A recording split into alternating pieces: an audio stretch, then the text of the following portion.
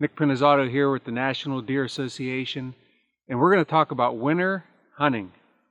Unfortunately, this is a time of year where a lot of people decide to hang up the bow, hang up the gun, and just call it a season. For me, this is one of my absolute favorite times to hunt.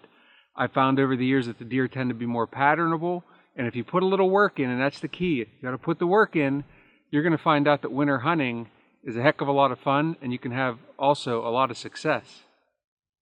Now, what always seems to get the headlines when it comes to winter hunting is food sources, which obviously it makes a ton of sense.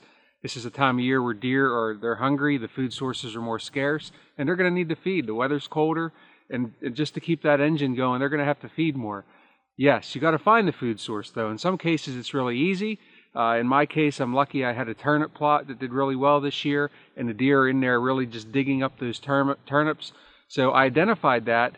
And then the next step is put a trail camera on there. What if I still had a buck tag? Now, in this particular case, I don't, but I'd like to see what kind of bucks are using that area. It might tell me a little bit more about whether or not I want to spend time there. Even fill in a doe tag, which I still want to do that before this season is over. I want to have an idea when deer are coming in there and feeding, and I also want to understand, once I determine that, wind direction, which is the other gigantic, important piece about winter hunting. It doesn't matter if you have the best food source in the world. If you don't have wind direction figured out, you're going to be in trouble because deer have been chased. They're a lot more wary. When they enter a food source, particularly a food plot, they're probably going to do it at last light, and they are going to be extremely edgy. So you have to have that wind in your favor. Otherwise, you may have deer all around you, but you're never going to see them because they smell you first. So food sources, obviously identify them. If it's not as easy as a food plot, maybe it's some leftover acorns. Maybe it's a good area of browse. Some areas maybe have just been timbered, tend to be really good places in the late season.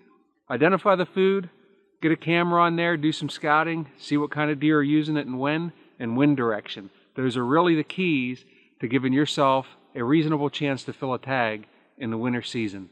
I hope you give it a shot.